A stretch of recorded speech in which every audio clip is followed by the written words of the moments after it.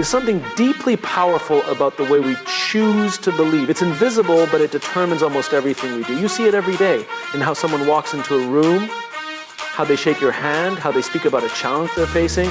Belief isn't about having evidence, it's about carrying a posture, an attitude that says, I'm going to act as if things are going to work out even when there's no proof yet. And that belief, that mindset, shapes behavior more than circumstances ever could. Think about this. Two people are faced with the same challenge. One believes they'll fail, the other believes they'll figure it out. Same problem, two completely different responses. The first hesitates, they second guess, they avoid. The other leans in, they ask questions, they try things, they adapt. It's not that the second person is smarter or more talented, it's that they've already made a decision in their mind. This will work out, I just need to keep moving. And that belief changes how they behave. It fuels persistence, it fuels clarity, it fuels progress. We're often told to be realistic, as if realism is the same thing as resignation. But when people say be realistic, what they usually mean is don't expect too much. But I think that's a trap, because the moment we lower our expectations to match our fears, our actions follow. When you believe something isn't possible, you stop trying, you stop exploring, you stop innovating. Not because the door is locked, but because you stop turning the handle. Belief isn't naive, it's strategic. It's the foundation of initiative. The best performers in the world, athletes, artists, leaders, they all operate from a deep internal belief that they're capable of rising to the moment. They don't wait for confidence to show up. They act first. Confidence follows action. It's built, not born. Belief is what allows you to take that first step, to act without the guarantee. I met someone recently who was navigating a difficult career transition. He had lost his job, had no clear path forward, and felt completely stuck. But then something shifted. Not externally. He didn't suddenly get a job offer or win the lottery. What changed was how he chose to approach the uncertainty. He told me, I'm going to treat this like the best thing that ever happened to me, even though it doesn't feel like that yet. That one sentence changed everything. He started networking differently. He showed up to interviews with more energy. He created opportunities instead of waiting for them to appear. 3 months later, he was in a role that wasn't just better, it was a perfect fit. But it didn't happen because of luck. It happened because of belief. When you act as if everything always works out for you, you start making decisions based on possibility, not fear. That doesn't mean you'll never feel afraid. It means you don't let fear dictate your choices. You learn to trust the process, to trust your resilience. You don't need to see the full path to start walking. You just need to believe the next step will lead somewhere worth going. There's a quiet power in people who move forward without certainty. They walk differently, not arrogantly, but with a kind of quiet resolve. It's magnetic. Others are drawn to them, not because they have all the answers, but because they seem anchored. They're not reacting to every storm. They've made peace with the unknown. They've decided in advance that things will work out. So they carry that decision with them into every room, every meeting, every set. And here's what's interesting. When you behave as if everything always works out, it often does. Not because the universe bends to your will, but because your belief leads you to behave in ways that create better outcomes. You show up. You stay longer. You keep the conversation going. You listen more deeply. You experiment more often. People like working with people like that. Doors open more easily for people who knock more often. It's not magic. It's behavior rooted in belief. We all carry stories in our minds. Narratives about who we are, what we're capable of, what we deserve. Some of those stories were written by other people. By teachers who doubted us, by bosses who overlooked us, by parents who projected their own fears onto us. But here's the truth. You get to rewrite the story. You get to decide what belief you carry into the world, and that belief will shape how you move and how the world moves in response. Acting as if everything always works out for you isn't about arrogance or delusion. It's about grounded optimism. It's about saying, no matter what happens, I'll find a way through this. I'll learn, I'll grow, I'll become stronger. And that's not pretending, that's preparing. That's choosing to believe in your capacity to rise even when the ground feels shaky. The people who inspire us most are never the ones who had it easy. They're the ones who kept going when things didn't make sense. The ones who chose belief in the face of uncertainty. They acted as if, not because they knew they'd succeed, but because they knew who they were wouldn't quit. That's what we remember. That's what moves us. So next time you face something uncertain, something unclear, remember, the most important decision isn't what you do, it's what you believe. Because belief shapes behavior and behavior shapes outcomes. Choose wisely. Choose to act as if it's all working in your favor, because the moment you do, you've already changed the game. We are storytellers, all of us. Whether we realize it or not, every day we're telling ourselves a story about who we are, what's possible, and how the world works. And the thing is, our brains believe it, not because it's true, but because it's familiar. We've said it enough times. This isn't just poetic, it's biological. Our brains are wired for narrative. They're constantly trying to make sense of the world, to create coherence. When something happens, good or bad, the brain asks, what does this mean? And depending on the story we're already telling ourselves, we'll give it a very different answer. Two people can experience the exact same situation. One says, see, nothing ever works out for me. The other says, this is just a detour, something better is coming. One person spirals, the other adjusts. Same reality, different interpretation. The difference isn't the situation, it's the story. And what's most important to understand is this: the story comes first. Behavior follows. The way we think influences the way we act, and the way we act influences the results we get. It's a cycle, and it starts with the words we repeat in our own minds. The brain doesn't question whether the story is useful. It just accepts it. So if the story we're telling ourselves is that we're unlucky, unworthy, or doomed to fail, the brain will start scanning the world for proof. It will find ways to validate that belief. It's not lying to us, it's just trying to help us make sense of the world through the filter we gave it. But the good news is, we can change the filter, we can tell a new story. We can choose to act as if everything always works out for us, not because we have the evidence, but because we want to give our brain a better target, a new lens, a more useful truth. Now, I'm not talking about blind positivity or ignoring real problems. I'm talking about perspective. I'm talking about choosing a story that empowers us to move, to try, to lead, to show up, even when the path is unclear. When we choose a better story, our brain starts to look for better answers. It gets curious instead of defensive, creative instead of defeated. I once worked with someone who had faced failure after failure in his startup journey. He was exhausted, burnt out. At one point he said, maybe I'm just not cut out for this. And I stopped him. I asked, what if the story you're telling isn't true? What if every setback is just preparing you for something better? And you just haven't seen it yet. He paused. That one question reframed everything. He didn't suddenly succeed overnight, but he began to show up differently. He asked better questions. He saw every challenge as part of the process, not a signal to quit. 6 months later, his third attempt caught traction. Not because he got smarter, but because he started telling a different story. One where failure wasn't final, one where everything was working for him, not against him. The brain believes the voice it hears most often. And that voice is usually our own. The way we talk to ourselves becomes the soundtrack of our lives. So when we choose to act as if things always work out, we're not pretending, we're programming. We're giving our minds a framework to respond with strength, not fear. This shift changes how we walk in the meetings, how we deal with criticism, how we face rejection. If we tell ourselves that every rejection is redirection, then we no longer fear it, we embrace it. If we believe that every obstacle is an invitation to grow, we stop avoiding challenges and start seeking them out. The story gives the brain a job. Find the good, find the lesson, find the way forward. And because the brain wants to help, it starts delivering on that request. I think we often underestimate how much power we actually have over our own mindset.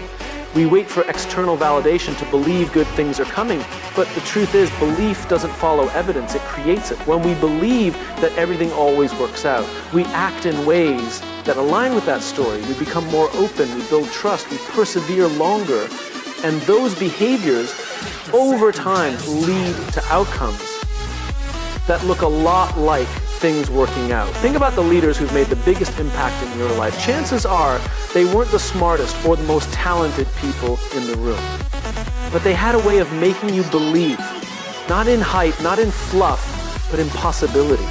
They helped you see a version of the story where you mattered, where your contribution had meaning, where progress was possible. That's what great leaders do. They tell a better story, and they tell it so consistently that people begin to live into it. We can do that for ourselves too. We can become our own leader, not in some cliche self-help way, but in a grounded, practical way. When you wake up in the morning, you can choose what narrative you feed your mind. Is today a threat, or is it an opportunity? Is the challenge ahead a roadblock or a stepping stone? Are you unlucky, or are you in the middle of a great story that hasn't reached its turning point yet? The brain will follow your lead. It will believe what you repeat. So choose wisely. Speak to yourself the way you would to someone you care deeply about. Tell the story of resilience, of momentum, of trust. Act as if the best is yet to come. And not only will your mindset shift, but so will your actions, your energy, your results.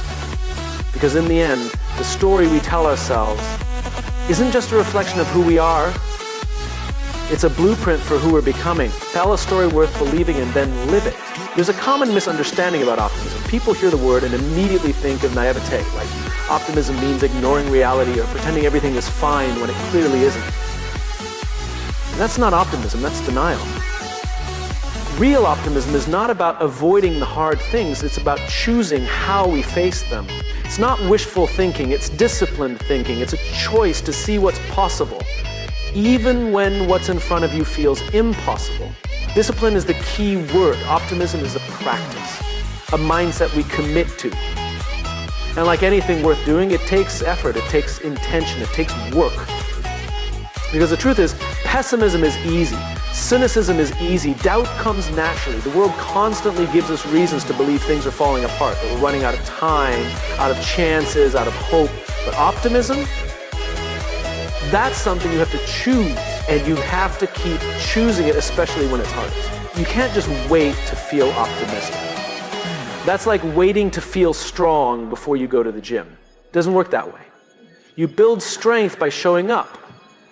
You build optimism the same way, by training your mind to search for hope, to search for solutions, to stay grounded in the belief that there's always another step forward, even if it's small.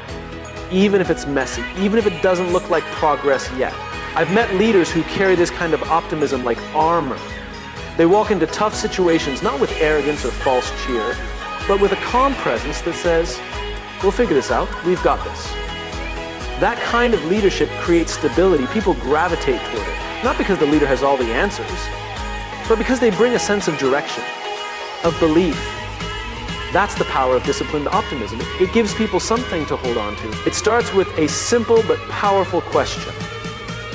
What's the most generous interpretation of this moment? What's the most hopeful version of what's happening? When everything feels like it's falling apart, ask yourself, what could this be teaching me? What might this be preparing me for?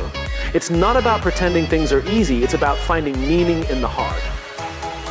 That's the heart of optimism. It's choosing purpose over panic. People who act as if everything always works out for them are not blind to difficulty. They've just trained themselves to hold two truths at once, that things are hard and that things are still moving forward. That setbacks sting and that they still carry value. That they may not be where they want to be yet and that they're still on the right path. That duality takes discipline. It takes emotional maturity and it takes daily practice. Think about the difference between someone who sees a failure as the end versus someone who sees it as feedback. The second person isn't immune to disappointment. They just choose to use it. They say, this didn't go the way I wanted, but what does it make possible now? Now, mindset doesn't happen automatically. It's built. And the more you use it, the stronger it gets. We live in a culture that celebrates results But real growth happens in the middle, in the unknown, in the waiting, in the not yet. And it's in those moments that optimism becomes either a lifeline or a liability. The kind that says, I'll only believe when I see proof, will collapse under pressure. But the kind that says, I'll keep showing up even when it's unclear, that's the kind that lasts. That's the kind that leads. Some people think optimism is soft, but I believe it's one of the toughest stances you can take. It's refusing to let your spirit be shaped by fear. It's standing in uncertainty and saying, I don't know how, but I know we'll make it through. That's not weak, that's courageous. And here's the truth, optimism doesn't guarantee that everything will work out exactly the way you want it, but it guarantees that you'll be ready when it does. It puts you in motion, it keeps you open, it keeps you resourceful, it gives you a reason to keep trying when others have stopped, it keeps you in the game. I once heard someone say, hope is not a strategy. I disagree, hope is where strategy begins. Hope gives birth to action. Without hope, there's no reason to plan, to solve, to try. Optimism lights the fuse. It says this is worth pursuing, and when we act from that place, we do better work. We collaborate better, we think more creatively, we bounce back faster, we become more resilient. Not because we're avoiding the pain, but because we're refusing to be defined by it. When you act as if everything always works out for you, what you're really doing is choosing disciplined optimism. You're saying, I know things won't be perfect, but I trust myself to learn.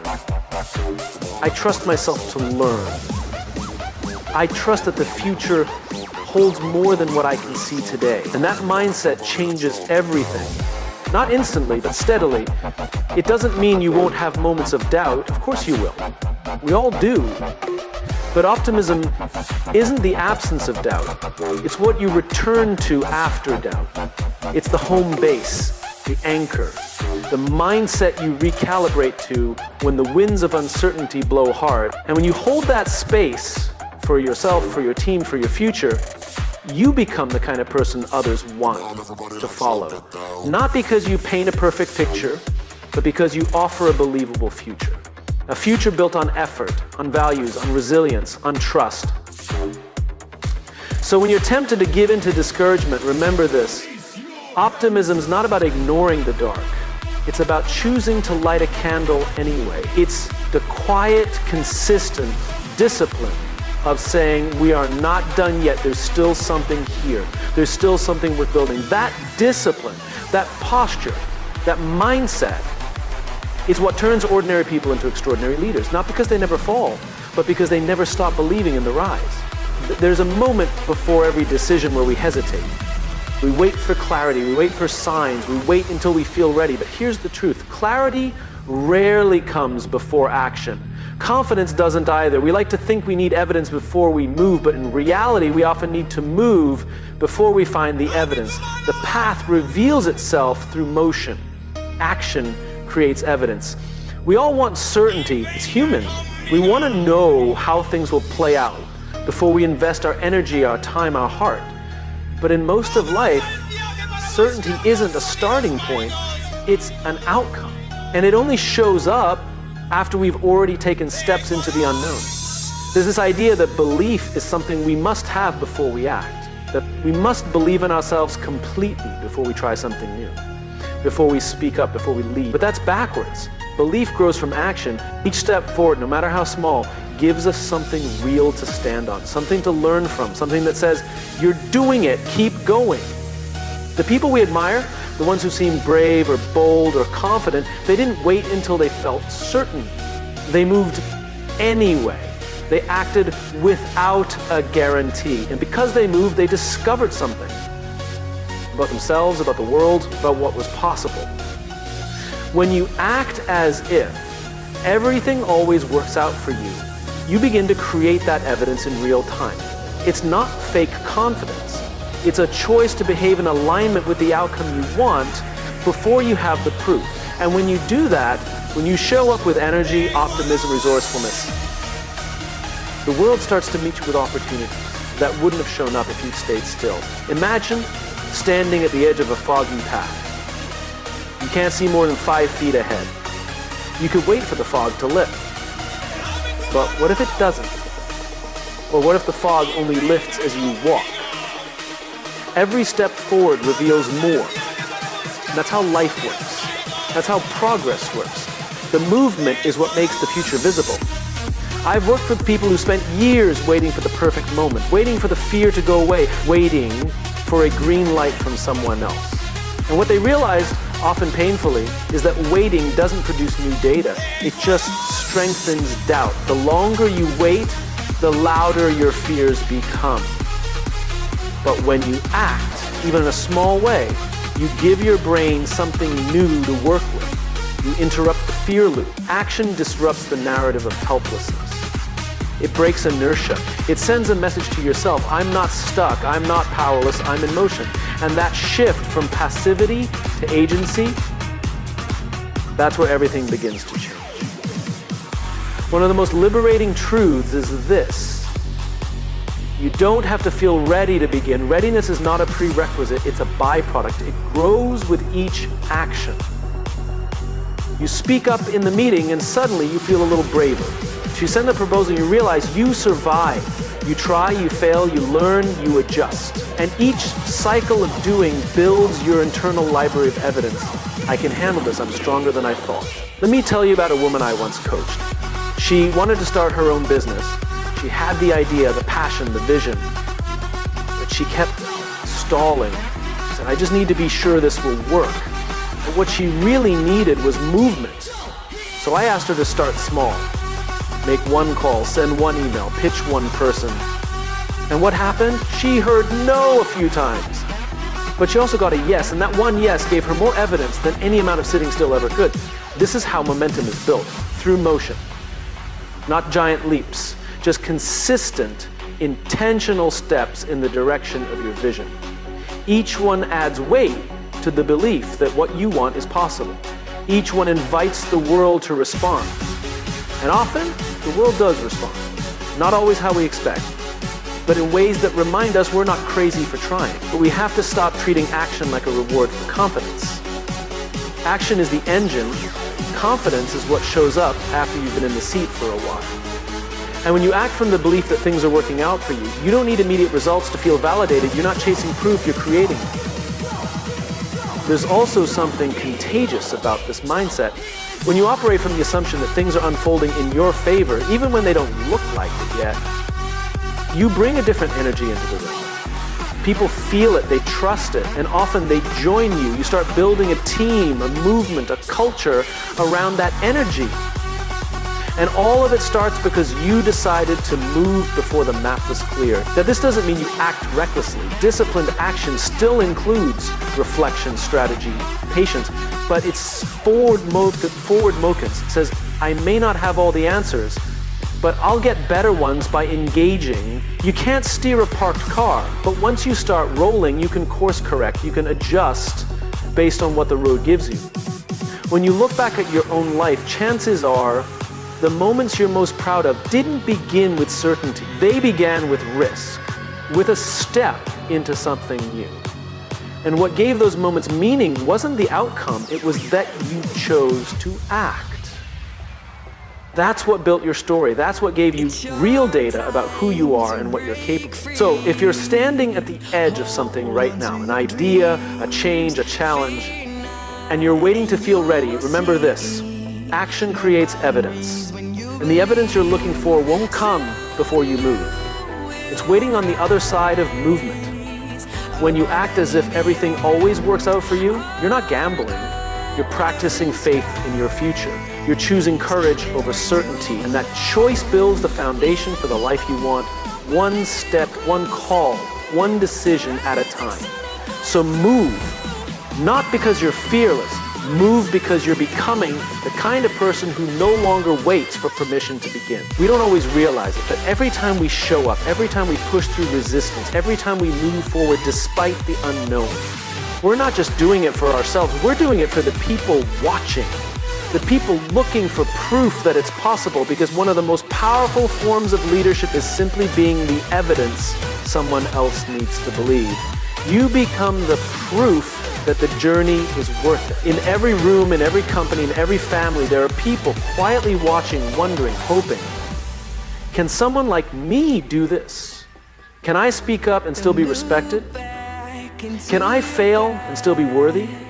Can I take a risk and survive it? And when they see someone else do it, someone who doesn't have all the answers, someone who's still figuring it out, it gives them something more powerful than advice. It gives them permission. That's what happens when you act as if everything always works out for you. You embody a mindset of possibility. You carry the weight of belief in a way that lifts others, not through grand speeches or empty motivation, but through your presence, your resilience, your consistency. You become a mirror that reflects potential back to people who have temporarily lost sight of their own. Think about it.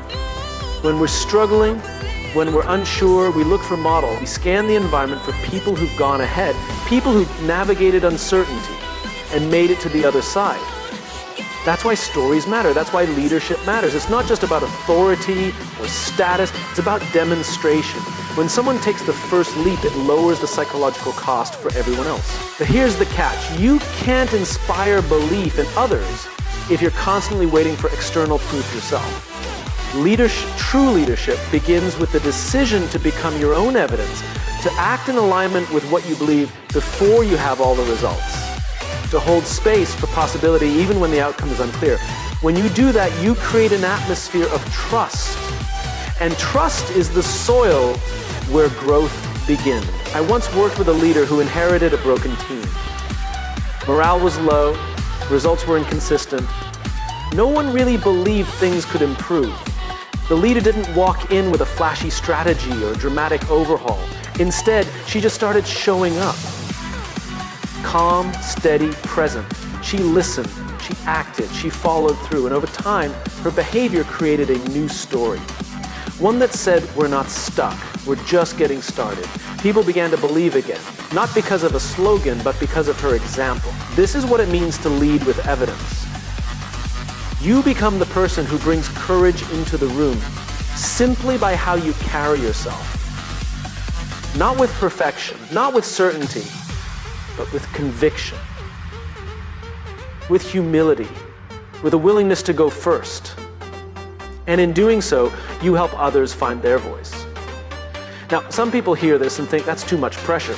I didn't sign up to be someone's role model. But whether you signed up or not, people are watching, especially the ones closest to you, your friends, your children, your coworkers. They're not looking for you to be flawless.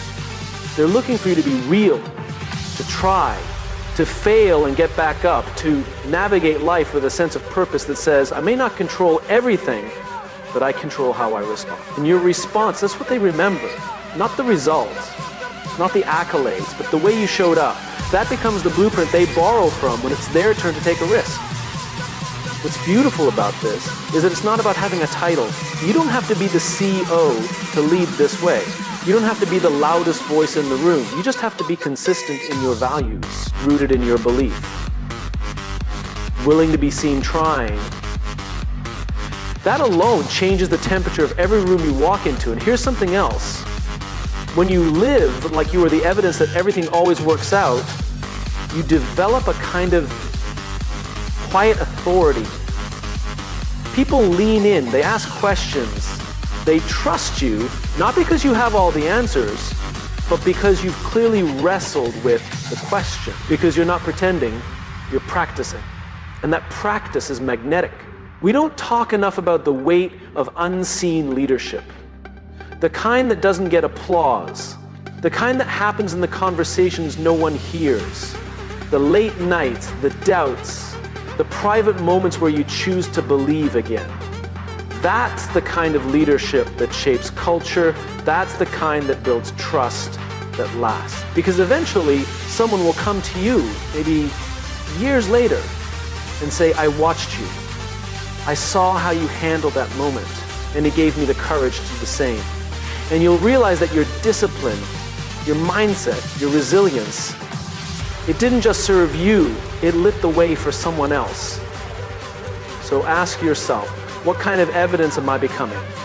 What story does my life tell? What permission do I give others by the way I live, work, lead, and show up? Because the truth is, whether you realize it or not, you are becoming someone's reason to believe. You are shaping what others think is possible. And when you choose to live from the assumption that things are working in your favor, even through the mess, even through the waiting, you bring hope into places that desperately need it. That's not about ego.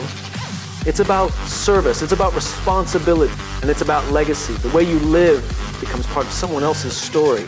So keep showing up, keep believing, keep building, not just for your goals, but for everyone who's still learning how to believe again. You are not just creating results, you're creating ripple effects. And that ripple, that impact, begins the moment you decide to be the evidence you once needed yourself.